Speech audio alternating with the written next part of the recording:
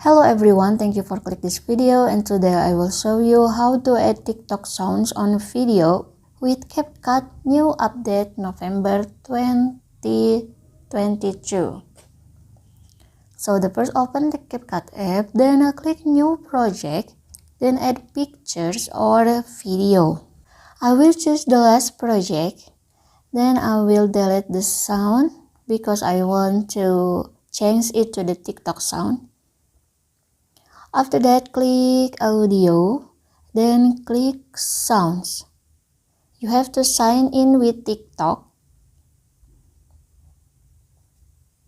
CapCut will directing you to TikTok, then click authorize.